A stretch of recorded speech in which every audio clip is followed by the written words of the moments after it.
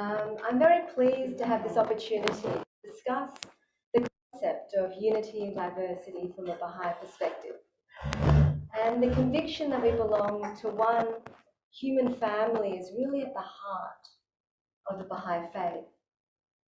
And the principle, the unity of humankind, is the pivot around which all the teachings of Baha'u'llah, the founder of the faith, revolve.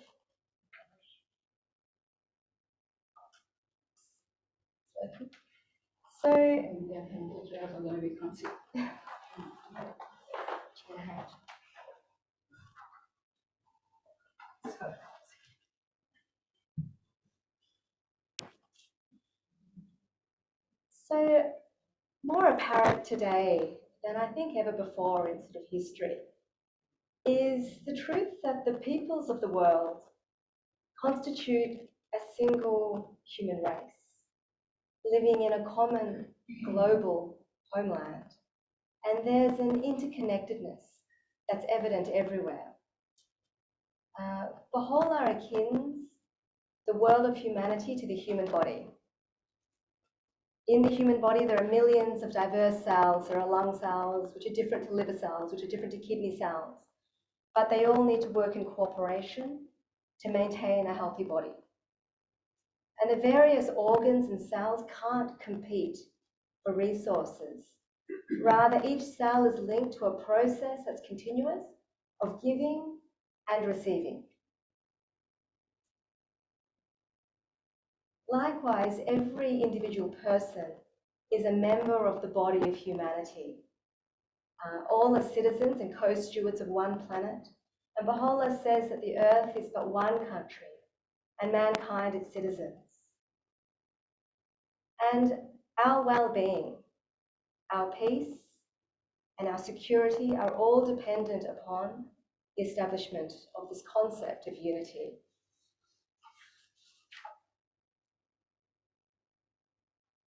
Now, this concept of unity doesn't attempt to ignore nor suppress diversity. You know, even in this room and reflected in the world, there's such diversity of ethnicity, of history, of language, tradition. There's diversity of thought and habit. And these features differentiate the peoples and nations of the earth.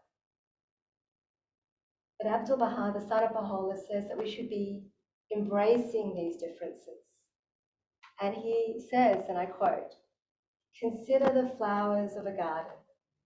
Though differing in kind, colour, form and shape, yet inasmuch as they are refreshed by the waters of one spring, revived by the breath of one wind, invigorated by the rays of one sun, this diversity increaseth their charm and addeth beauty.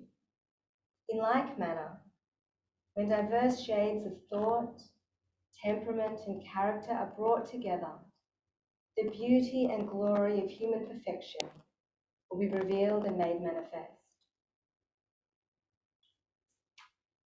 And in this context of a global community that we have in the world's gotten smaller over time, so to speak. You know, once upon a time, to communicate with someone on the other side of the world, we had to write a letter, we'd have to go on a boat, travel a couple of weeks before reaching this person. Now, with a click of a button, an email, a text message, a Facebook post, instantaneous communication. And likewise, transportation has changed as well. We have planes, trains, automobiles, and this has made the world really interconnected, and it's really created a global community. And if we acknowledge this sort of global community, then why do we need unity? Why do we seek unity? From a global perspective, unity and diversity is a prerequisite to peace in the world. And Baha'u'llah says that the well-being of mankind, its peace and security are unattainable unless and until its unity is firmly established. And acceptance of the unity of mankind demands that prejudice, racial, religious, gender, subtle prejudices we may not even realize we all have, must be totally eliminated. And one of the other principles of the Bahai faith is the importance of every individual seeking the truth for him or herself. And Abdu'l-Baha says that blind imitation killeth the spirit of man, whereas the investigation of truth frees the world from the darkness of prejudice. And what tools do we have to search after truth? Well, one of them is education, mainstream education, literacy, maths, science, the arts. Of course, these are important to help in educational processes. But from a Baha'i perspective, it's also education is to foster a good character, to develop spiritual qualities such as honesty, trustworthiness, compassion, and justice. And these virtues are latent in every soul. And another quote that I really like, this one, says, "Regard man as a mine rich in gems of inestimable value. Education can alone cause it to reveal its treasures and enable mankind to benefit therefrom." So every person is like a mine, and they all have unique gems inside. And they're all different, but they're all very valuable. And education is what can help them, one, find them within themselves, but then two, enable mankind to benefit from them. And education is really at the core of the international Baha'i community and our friends. From children's classes to junior youth classes, through the adulthood, education is a really key focus. But the part that I find actually really amazing, is that the exact same material is used internationally right throughout the Baha'i community and their friends. So whether you are a professor of mathematics in Australia, or a farmer in Cambodia, or a housewife in the Congo, the exact same material is. And so despite the huge diversity of the global Baha'i community, we study quotes such as this: "The betterment of the world can be accomplished through pure and goodly deeds, through commendable and seemly conduct." I mean, what is a pure and a goodly deed? What are commendable and seemly conducts? And how can these and do these contribute to the betterment of the world? And despite the significant diversity of the people studying quotes such as this quote is relevant to all. So irrespective of if you're a professor in mathematics in Australia, or a housewife in Cambodia, or a farmer in the Congo, this concept, these quotes are relevant to all despite the diversity. And actually, each of these people will say something different about what this quote means to them. And adding this all together, it actually enhances our understanding of what betterment can mean in Australia, in Cambodia, in the Congo, collectively. And so these educational endeavours bring about unity. They bring about unity of heart, and they bring about unity of thought. And probably most importantly, they bring about unity of action, a unity of action to contribute to the betterment of the world. It's a practical manifestation of unity in diversity. And it's an example of how the principle of the unity of humankind really is the pivot around which all the teachings of Baha'u'llah revolve. Then I'll just leave you with this final quote that I can't see from here. "Ye are all the leaves of one tree and the drops of one ocean." Baha'u'llah. Thank you. Anyone has any questions to ask her?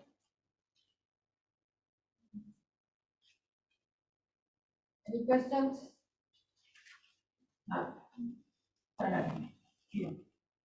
What about harmony? So harmony, it's very similar, I think, but it is slightly different. Harmony also requires the bringing together of diversity, like how the different notes in an orchestra come together. They're all different, the instruments are different, the pitches are different, the bass, but they are harmonious when they're brought together. And so there is a degree of cooperation. I think in terms of wording, they're very similar.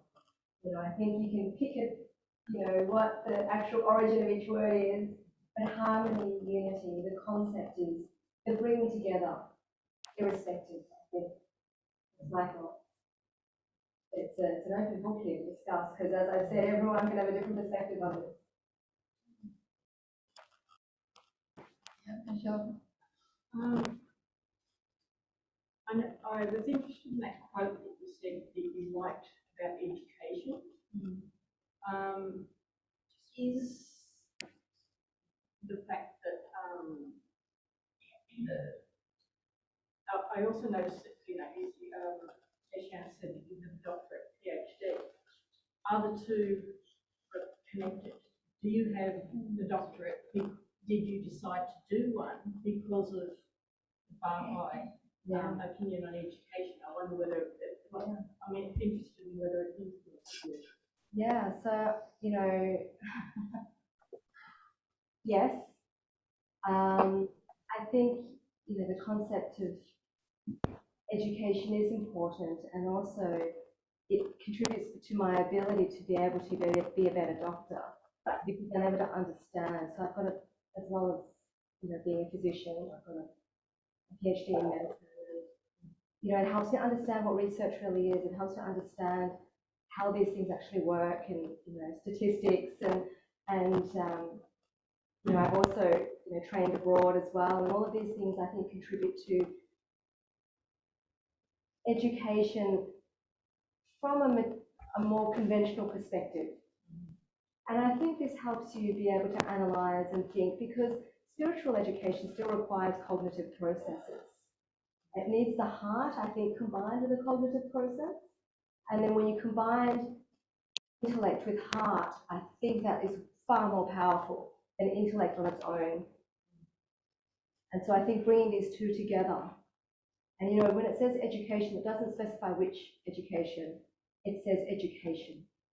And, you know, there's different types. There's kinesthetic, you know, there's movement education, there's artistic education, there's different parts of the brain we don't understand. I think it's very broad. I think it needs to be combined with education of trying to become a, you know, a good character and spiritual principles. That's mine. Yeah. Okay, Joe. How do you explain the difference in learning ability of each individual? Because it is highly intelligent and all that. You understand the concept, and yet the biggest problems we have, people who are on top of the ladder, destroying, you know, trying to take over each other, sort of thing. The simple people, they don't. Yeah, no, I think that's a really important aspect. And one of the things I love about this educational process that the Baha'is are undertaking is, irrespective of your educational background, you know, it is going guns blazes in, you know, some of the Pacific Islands where people are only educated up to not even finishing primary school. And it's because of the importance of the grassroots, you know, hearts coming together, which is why this is such a wonderful gathering as well. So there's such unity and diversity here because I think there's such heart. So I think when you have, there's actually another principle which I'll bring into this, which is related, is the harmony of science and religion in the Baha'i faith. Without religion, science, you know, we can see. I don't need to give you examples of what it becomes. But then religion, without science, it can become pure faith-based, sometimes without any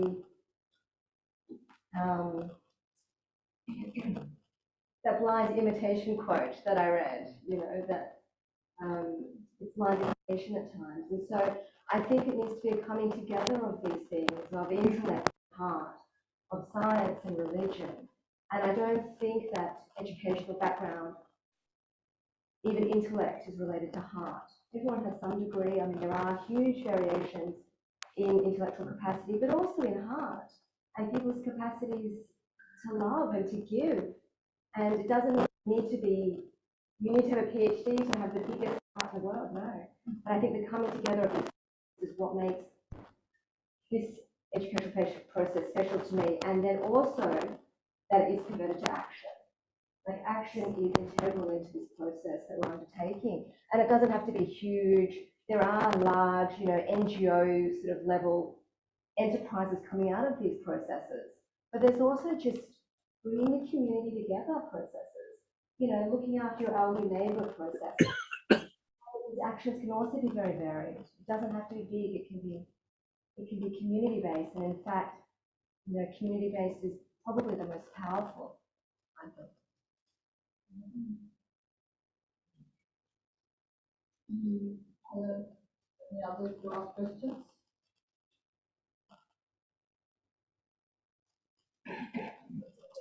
Thank you very much, Shara Ket, and I think